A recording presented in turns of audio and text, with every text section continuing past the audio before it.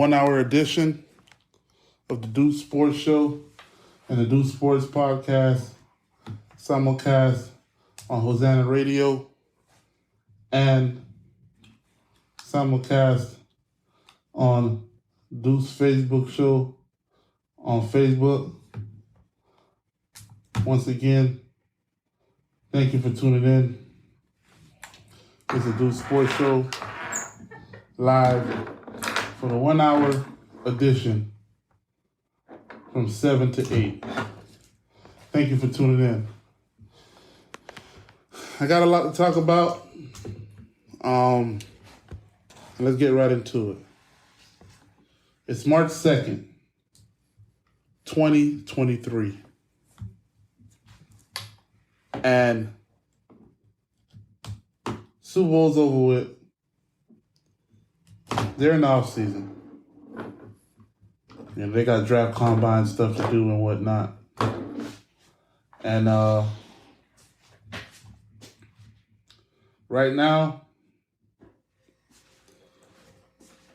we're in the swing of things basketball-wise, man. We're in the swing of things. And I don't know if you noticed, lately, basketball and the players in the NBA all of a sudden, they have ramped things up.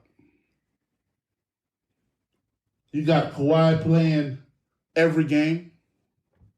Since when Kawhi? I don't remember the last time Kawhi every game.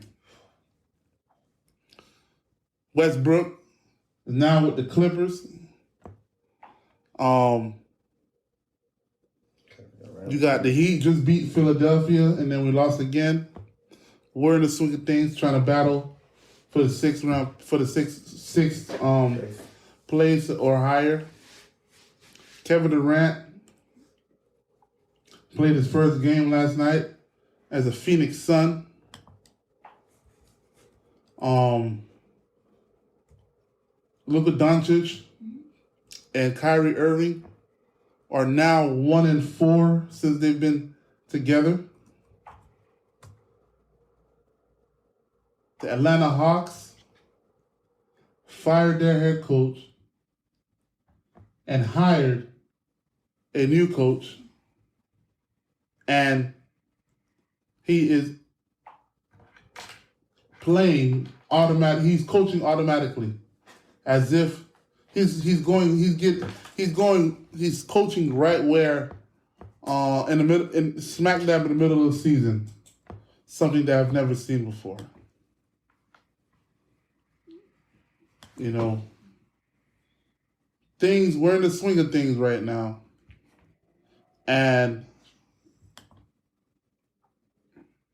you know, we're going to explore and just delve into some storylines and,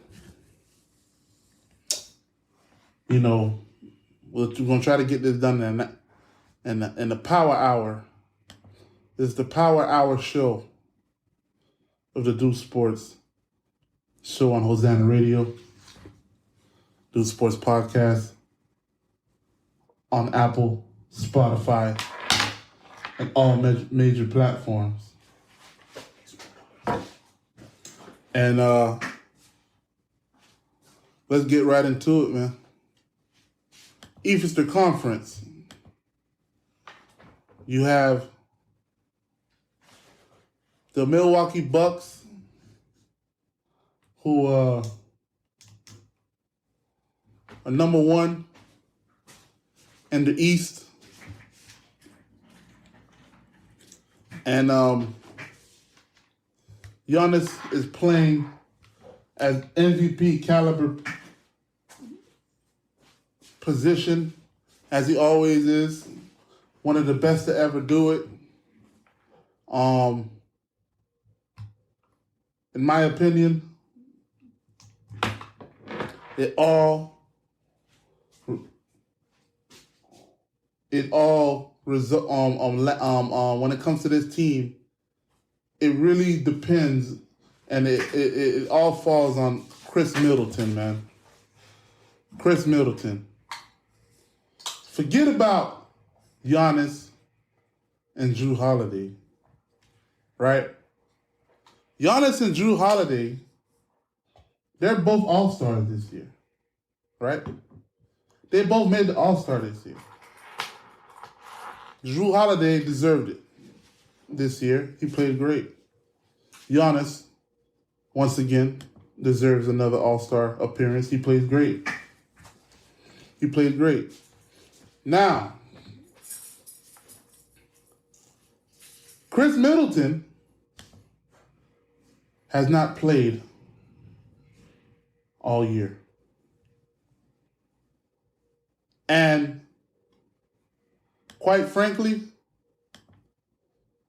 the Milwaukee Bucks will not get where they want to get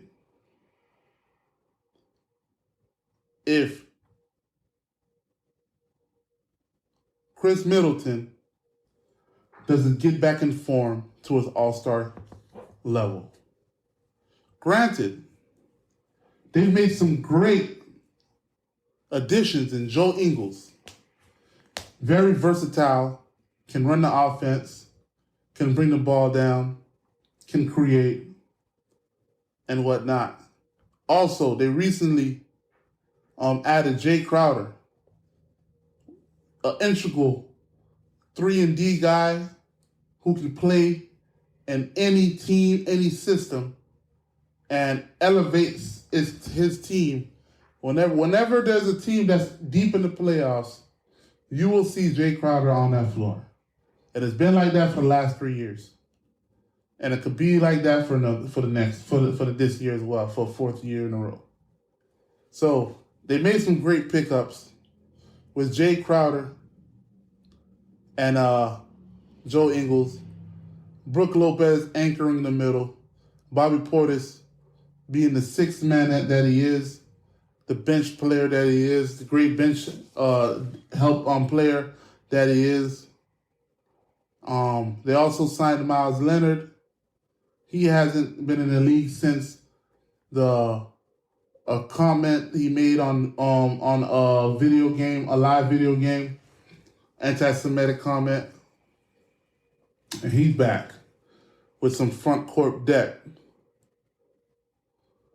And number 2 in the East, you got the Boston Celtics. We all know what happened with Ime Udoka, relieved his duties as the head coach.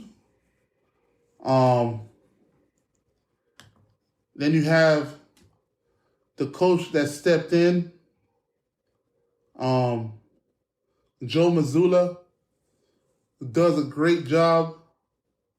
Has been doing a great job this year. Tough situation to be thrusted into, but he's taken the opportunity and has run with it, right? And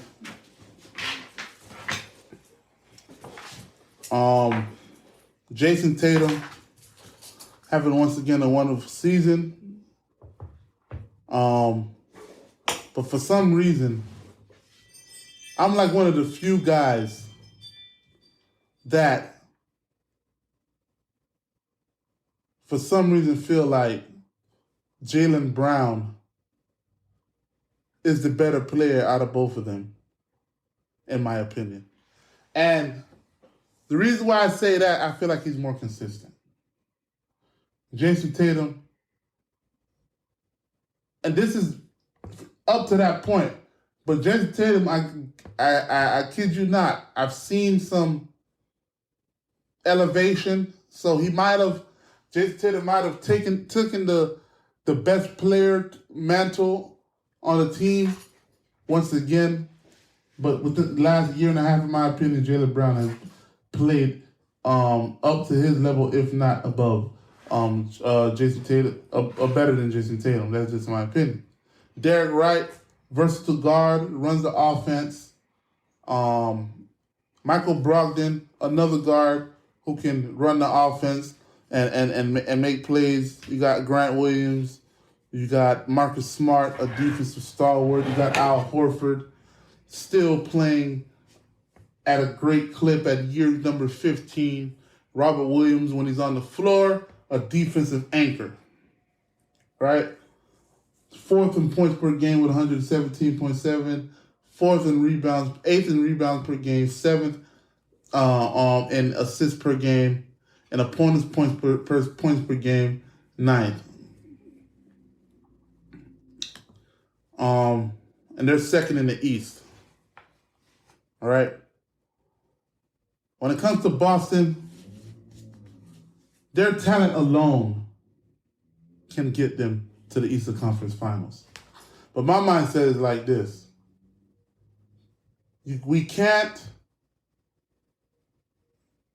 forget the fact that the impact that Ime Udoka did as a head coach. Like, his 1 year as a head coach, his impact in 1 year was the best I've ever seen in a 1 year head coach in a while. Moving forward, number 3, Philadelphia 76ers. Joel Embiid, one of the best big men in the league, can score 30 on the regular. James Harden, averaging 20 and 10, should have been an all-star, playing really well. This is make it it's either you do it or you don't right here, man. What are you going to do this year in terms of the Philadelphia 76ers? Right? Doc Rivers, how many more chances are you going to get when it comes to getting a team with the talent that at championship? How many more championship caliber talented teams you will be given to coach and not deliver? In my opinion, the pressure is on Doc Rivers, man. Doc Rivers, you have to bring this team to the Eastern Conference Finals at minimum. And quite frankly, this is something that I've realized, right? I've realized something. There is a lot of teams this year. This is a very unique year in the NBA. There is a lot of teams this year that has made acquisitions, that has made transactions where the pressure is on for them to deliver based on the transactions, based on the expectation they have created for themselves. Right? Philadelphia 76ers. There's also a rumor out there, reports out there, that James Harden is going to opt out of his contract and potentially leave Philadelphia and go back to Houston. He had declined that. No, there are reports that he wants to go back to Houston. He lives in Houston. That's where his home is at. That's where the strip clubs is at. He wants to go back to Houston. And in my opinion, Doc Rivers, in order for James Harden to stay in Philadelphia, is playoff success. So there's a lot of pressure, and all these teams are making all these transactions, making all these when you make a move, you put pressure on yourself. And a lot of teams this year has put pressure on themselves. This is a very unique year. Right? Cleveland Cavaliers. The number 4th in the East, 39 and 26. They traded for Donovan Mitchell. All-star guard, averaging 25 a game. Evan Mobley, defensive stalwart. Darius Garland, an all-star point guard. Right? Robin Lopez, Ricky Rubio, Karis LeVert, A stacked team. Jared Allen. This team has pressure on them too. Right? They're number one in opponents' points per game when it comes to the defense. So they're the best, pretty much the best defensive team in the league. They have that going for them.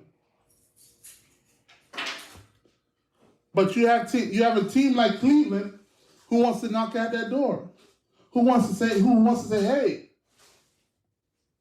we can make the Eastern Conference Finals too.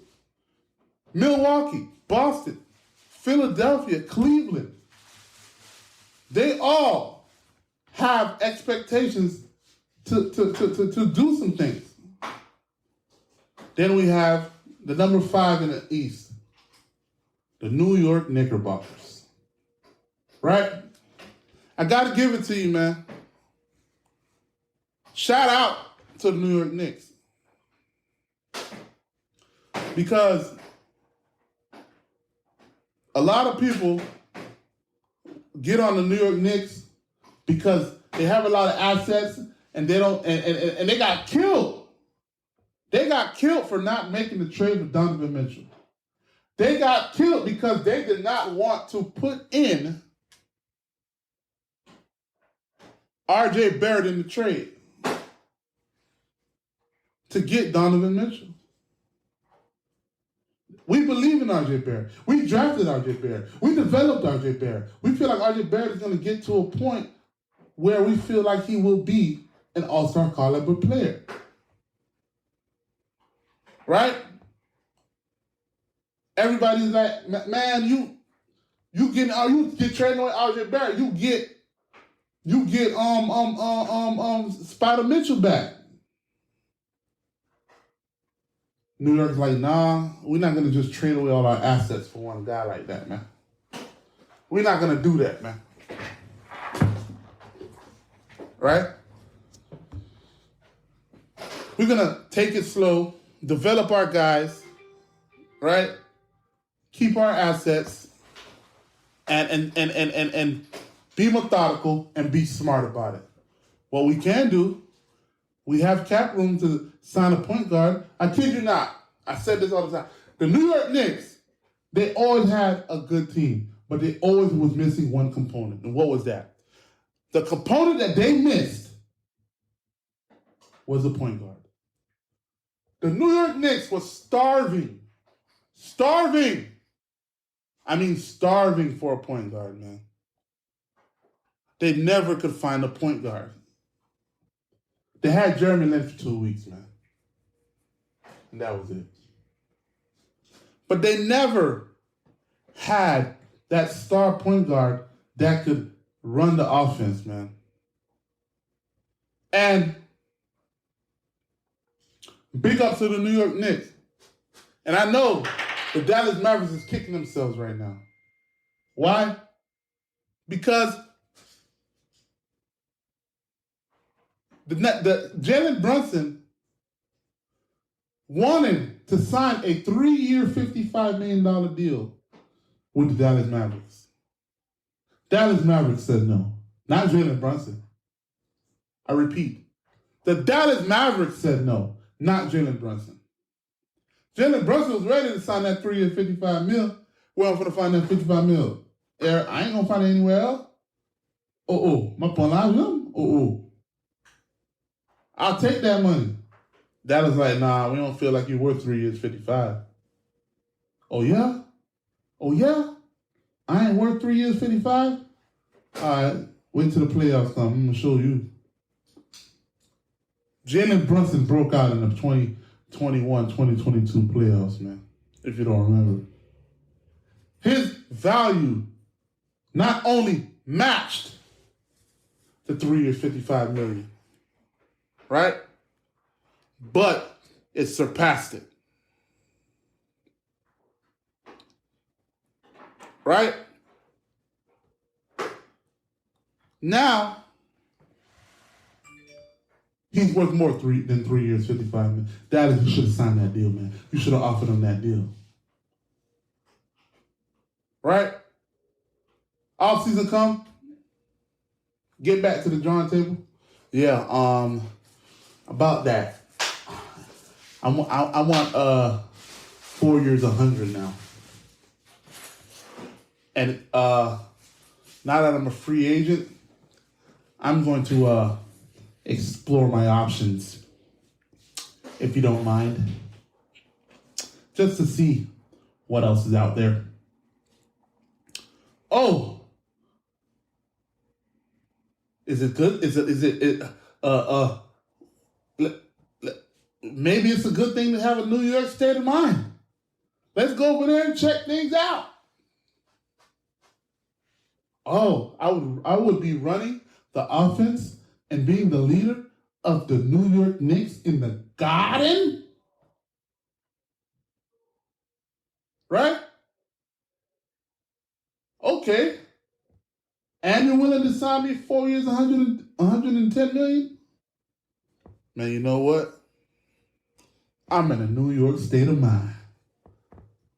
Where's the pen for me to sign on the dotted line? He is now a New York Knickerbocker. But people say, you know what? You could have had LeBron. You could have had Kevin Durant. You could have had Kyrie.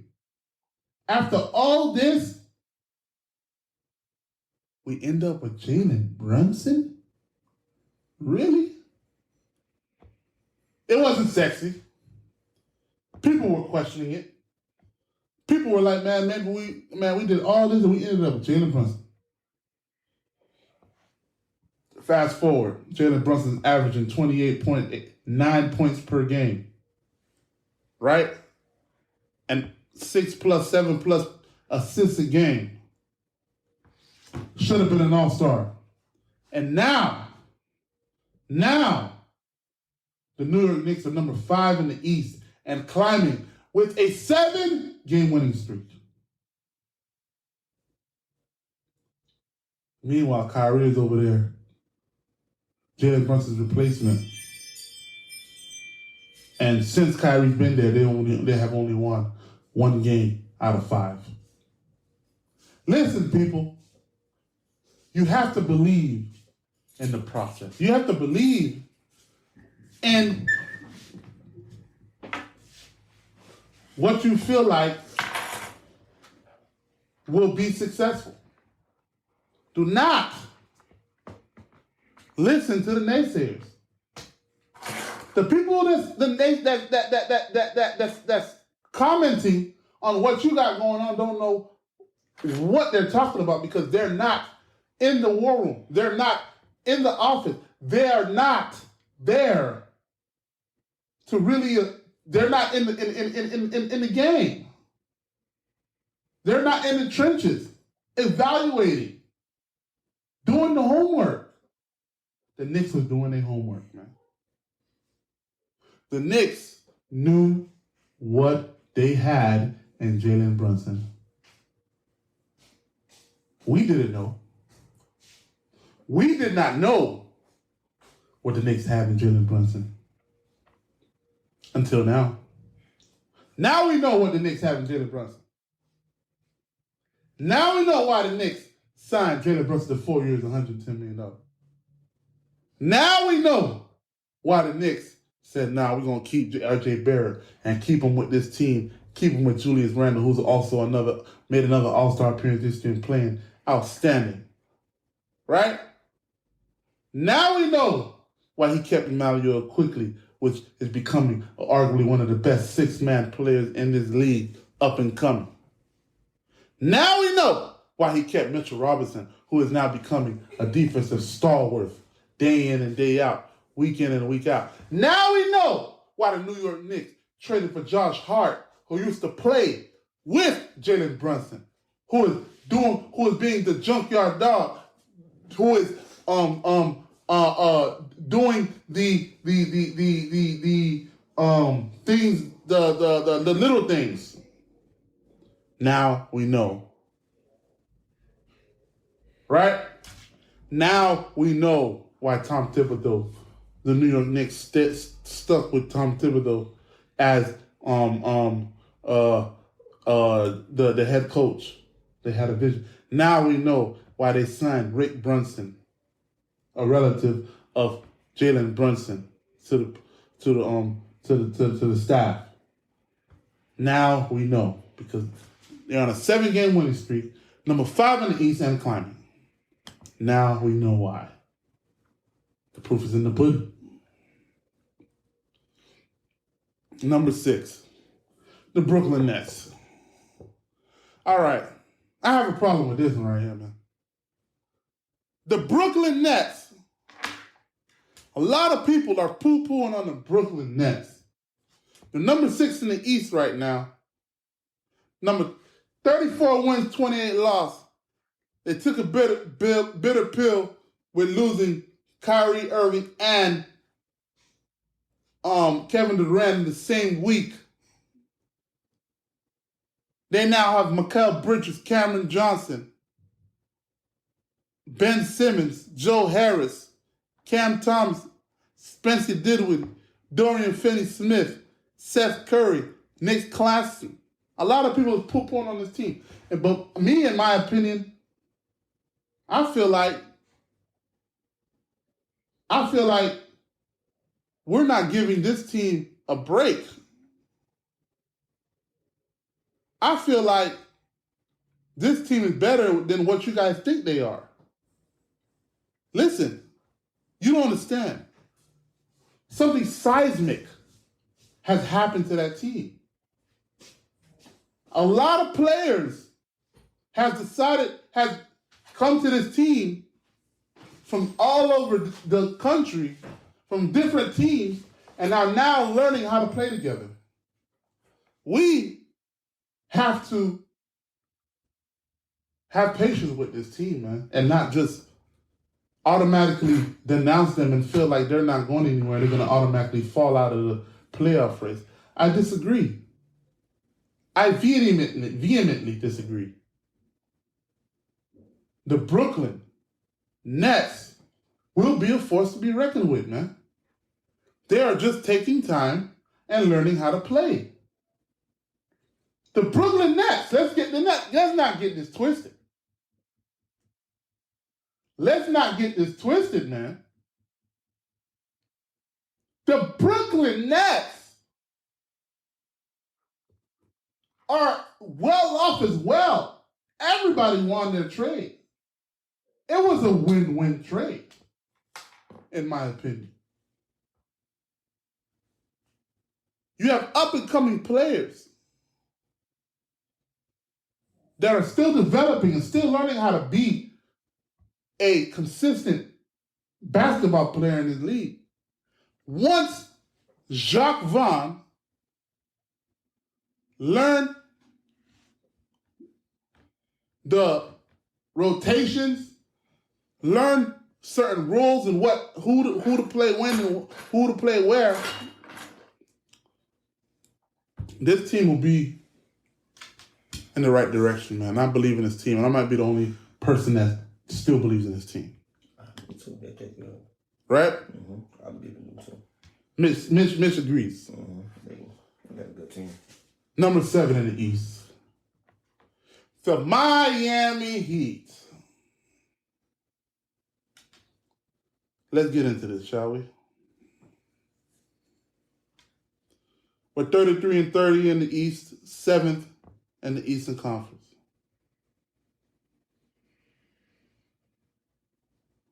We're 30th in points per game, 26th in rebounds per game, 23rd in assists per game, and 2nd in opponent's points per game.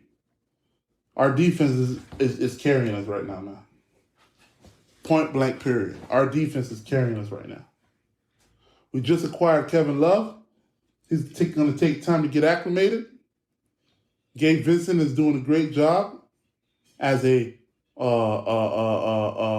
backup caliber point guard, and even with starting roles, doing a good job as well.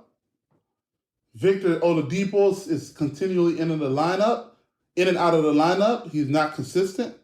Nikola Jovic is still trying to get his feet wet and learn.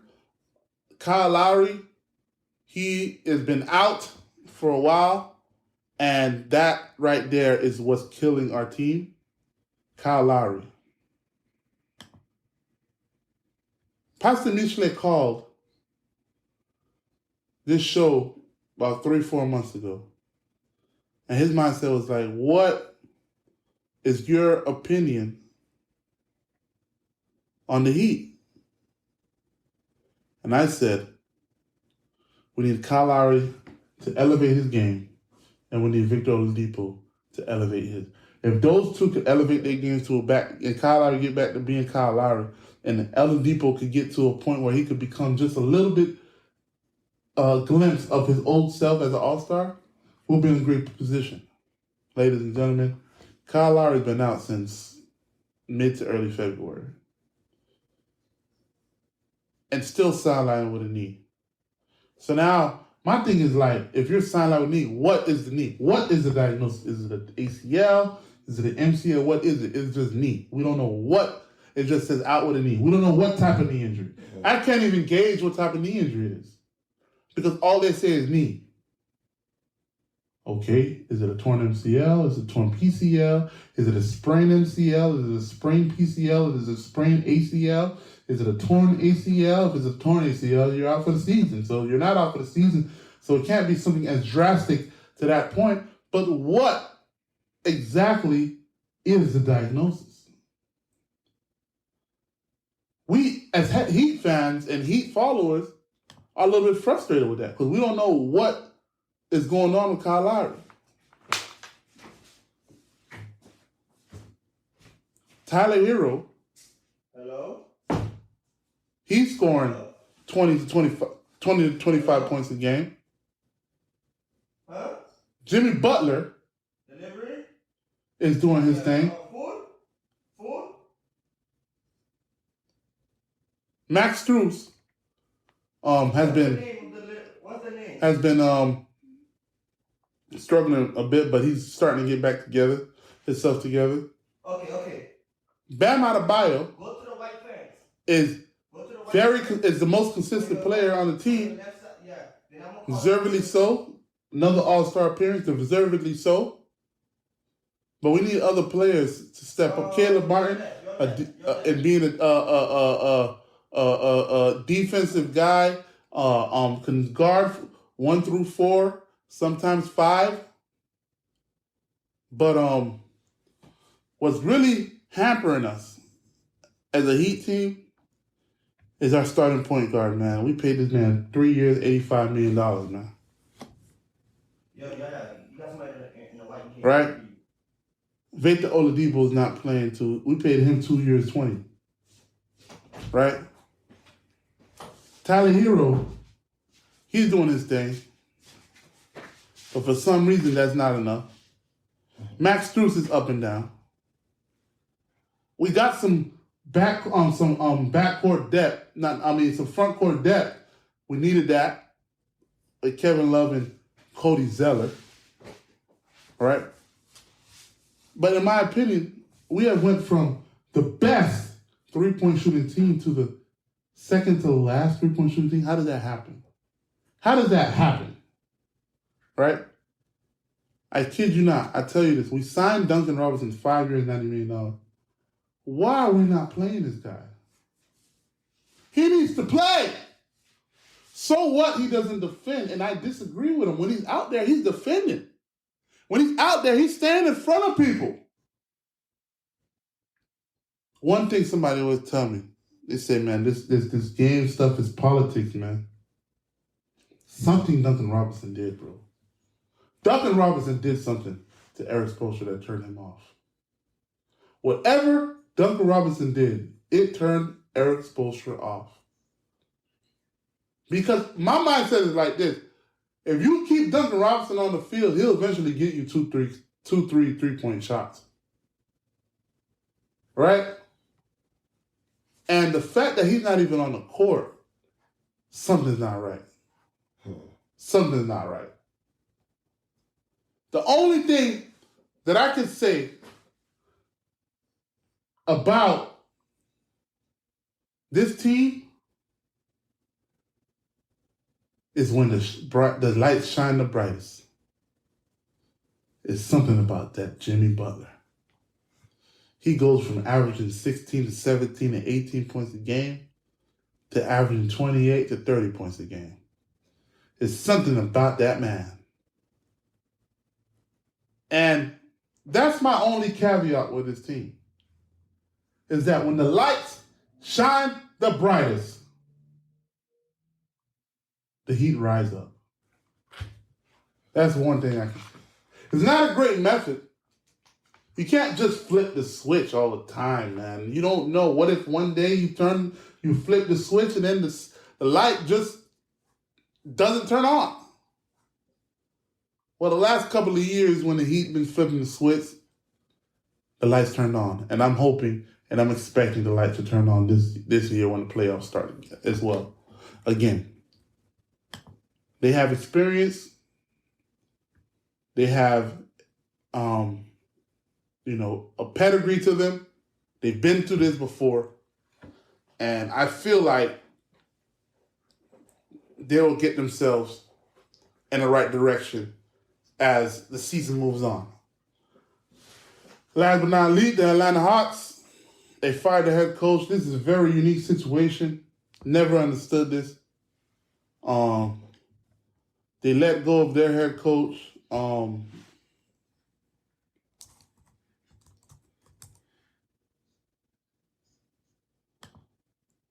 They let go of their head coach. I'm getting his name right now. Nate McMillan. And they're 31-31. They're 500. I mean, I guess they probably didn't like where the team was headed overall, like from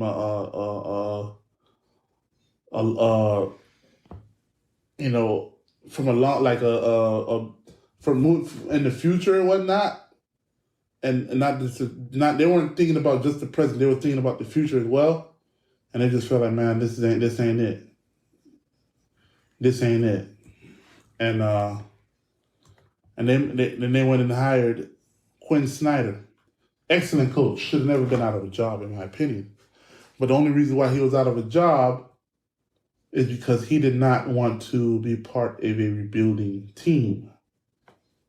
Then come to find out, the team that you left, yeah, they traded everybody away, but they're still in the running for the playoffs. So maybe you could have did something with them right if you was the coach right there. If this coach could do it, why couldn't you have done it? But that's neither here nor there. And whatnot. Well, the Hawks hired Quinn Snyder to a 5-year deal, and he is going to coach immediately. I've never seen this before. Usually when they fire a head coach, the assistant coach on the bench comes in and becomes the interim head coach for the rest of the season. And then when the offseason comes, then you go hire a new coach, and they start fresh and implement your system and whatnot in the offseason. And then you start the season and you move forward with the team. But this is a unique situation. I've never seen a team hire a head coach within the season. He said, I will coach the team tomorrow. And we'll learn on the fly my new system and whatnot. So that's going to be interesting. I'm not going to lie to you. Atlanta Hawks, Trae Young, I don't know what's going on. He's still averaging what he's averaging and whatnot, but something's off. Something's off. DeJounte Murray, I felt like DeJounte Murray was a point guard on his own, who's a point guard that controls his own offense and whatnot. He did it 1 year with the Spurs and became an all-star. So I just didn't understand how you do it with Trae Young, who needs the ball in his hands. I mean, it was a tough task to ask for Nate McMillan, but we'll see what Quinn Snyder can do about it. Will they stay number 8? We just have to wait and see on that. It's either they stay status quo or they fall. I believe in the Toronto Raptors actually making the playoffs more than making the 8th spot more than the Atlanta Hawks. I believe in Toronto Raptors coach. He's won a championship. I've seen him, coach with the best of them and Nick Nurse. I mean, OG Anunoby, Scotty Barnes, Precious Achunio, who was with the Heat, we should have never traded him away. Will Barton, Thaddeus Young, Fred VanVleet, Otto Porter, Gary Trent Jr., Pascal Siakam, who's a beast, all-star player, 25 points a game, proven stud. I personally feel like the Toronto Raptors will make the 8th seed. A dark horse on the East is the Chicago Bulls. Right? I don't know why they're struggling right now. They have Kobe White. They have Zach LaVine. They have Nikola Vucevic. They have DeMar DeRozan. Right? And you have those players and your number, 11th in the East. It doesn't make sense. But Lonzo Ball has been out. He's supposed to be a starting point guard. He's still going through with his knee. There's now reports out there that he's having nerve. He might have potential nerve damage to his knee, which it could be potentially career threatening. So that's tough, man. That's a tough pill to swallow. That was supposed to be your point guard. Who knows, where they would have been if he was there. But I kid you not, man. The signing of Patrick Beverley has been a revelation. I mean, the man's from Chicago. I understand that, but since he's been on the team, they've won, if I'm not mistaken, 3 games in a row. Their defense, dramatic. I mean, I'm talking about went from like one of the worst defenses in the league to one of the best in 3-4 games. The impact that Patrick Beverley has already infused in that team is dramatic. I mean, just watch a Chicago Bulls game with Patrick Beverley. He was born to play at that city, man. He was born to wear that Chicago Bulls jersey, man. I like it, man. I love Patrick Beverley, bro. Like, bro, Beverley, listen. That he's a beast, man. He's a dog. Like, I like that. But now we're going to the West. The Denver Nuggets. Number 1 in the West. You got Michael Porter Jr. You got the 2-time MVP, Nikola Jokic. They say he might win. He might even win another MVP 3 years in a row. Mm-hmm. But it all falls on, in my opinion, Jamal Murray. All right, you're back from the knee injury. It's been over a year now, right? You're supposed to make that next step, that all-star caliber level. Jokic is doing his thing, but it's time for you to make that next step, bro. You was there a couple years ago. Can you get back to that level and then some? You're averaging 20 points a game, 4 rebounds, and 6 assists. We need more than that. We need more than 20 points a game. We need 25. We need 26. We need 27. Jamal Murray is the key, man. Right? You got Michael Porter Jr. If his back can hold up, he's averaging 17 points a game right now. But he has a chronic back issue. At any moment,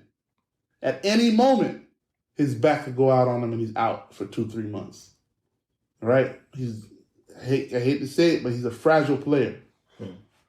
But when he's playing and healthy, look at his last 5 games. 22 points, right? And 5 rebounds.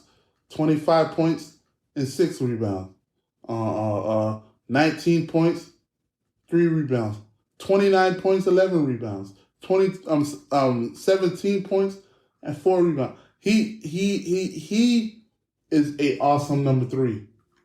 But the number 2 can't be playing like a number 3. You got to play like a number 2 to get this team to another level, man. I know you're number 1 in the West, but that don't mean nothing, bro. Because when the playoffs is on, it's different. Everybody's going to be glued to Nikola Jokic. And it's going to be up to Jamal Murray or Michael Porter to step up. I like the addition of Reggie Jackson. Reggie Jackson was balling the clip. Reggie Jackson can change the pace. He can score some buckets. Kentavious Caldwell-Pope, he can score. He can shoot the ball, shoot the three, right?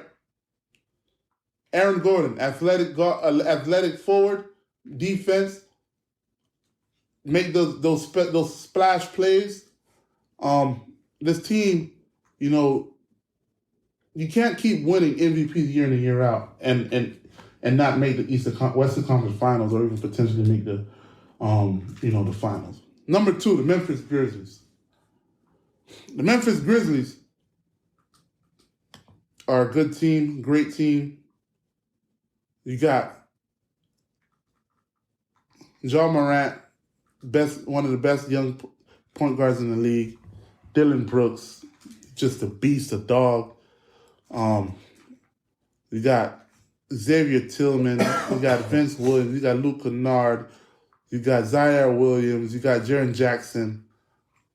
Brandon Clark, Tyus Jones, Desmond Bane, a beast.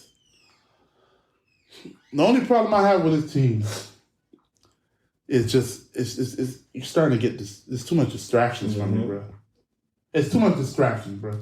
Let's just play ball, right? Ja Morant. I don't know if you guys are watching Facebook.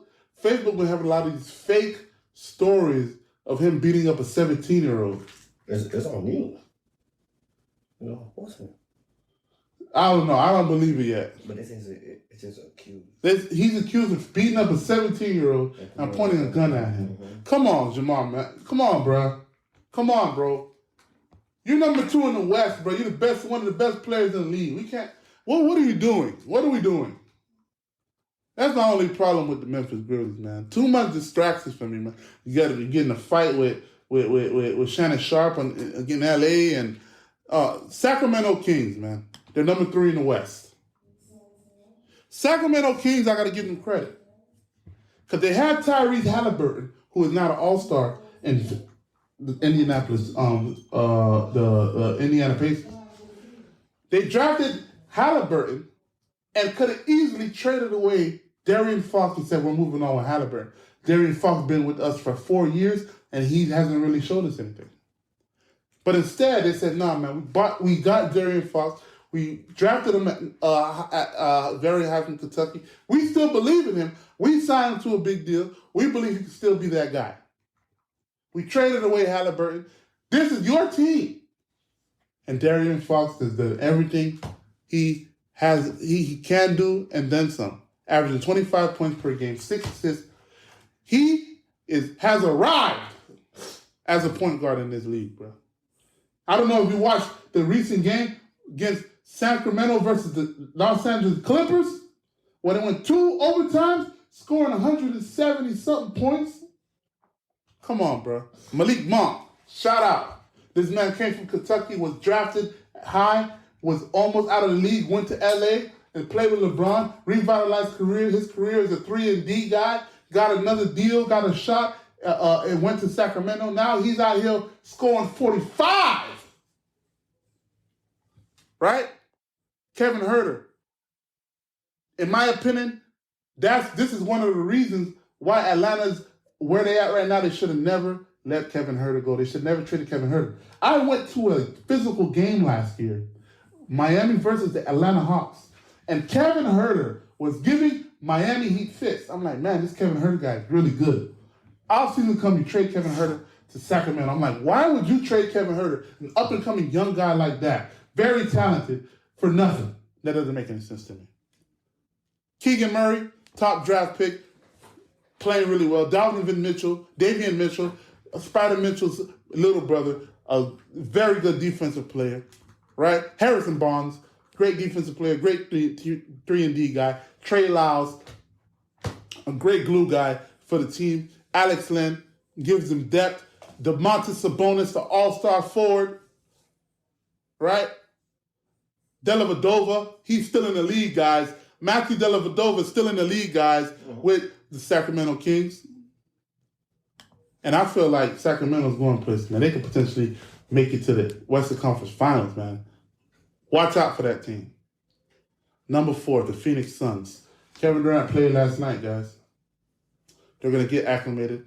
They're eventually going to be the number 1 seed in the West. You can book it. And I feel like they're going to be in the finals. You can book it. Golden State Warriors, they're number 5 in the West. Steph Curry. It all lies on Steph Curry. He's still out. And with him still out, they're in jeopardy. Granted, Klay Thompson is doing his best. He's averaging 25 points a game. I get it. Draymond's getting older, a little bit long in the tooth. Jordan Poole is doing his thing, but he plays no defense. But it all lies on Steph Curry, and he needs to get there fast. He needs to get back as soon as possible to salvage this season. If Steph Curry's on the field, on the court, I give Golden State a shot at defending their title. The Los Angeles Clippers. A lot of people are down on the Clippers still because they feel like the acquisition of Russell Westbrook, it won't be an addition, it'll be a detriment. I disagree. I still believe in Russell Westbrook. Y'all know how I love this Russell Westbrook. Y'all know how I feel about Russell Westbrook. I feel like he was unfairly judged in L.A. I feel like he was unfairly blamed in L.A. He wasn't the problem in L.A. Everybody else was, in my opinion. But for some reason, he was a scapegoat, in my opinion. I'm not saying he wasn't a problem in L.A. I'm just saying he wasn't the only problem in L.A. Now he's going to be the starting point guard over here, and if he's already averaging 10 assists a game, giving Kawhi Leonard great open spot ups and whatnot, creating open shots for Kawhi Leonard. Listen, man, this is a great acquisition, and I'm telling you right now, Russell Westbrook can let you guys know. Listen, I'm still that guy, man. I'm not this quack, you guys. I'm not this bad player you guys are trying to portray me, right? Out to be. Dallas Mavericks, they're number 7 in the West, 32-31. They're still learning how to play, man. Kyrie Irving and Luka Doncic. In my opinion, this is how we'll do it, right? This is just me. Whoever has the hot hand, you ride the wheel. Whoever has the hot hand, you ride it, man. It's not, oh, my turn, your turn. No, we ain't doing that. Every game is different. Every game, you got to feel it. You know what I'm saying? You got to feel the game. You got to feel the energy. Wherever the energy gravitate to, that's where you have to go. And Jason Kidd, you have to see that. Wherever the energy is gravitating to, if you see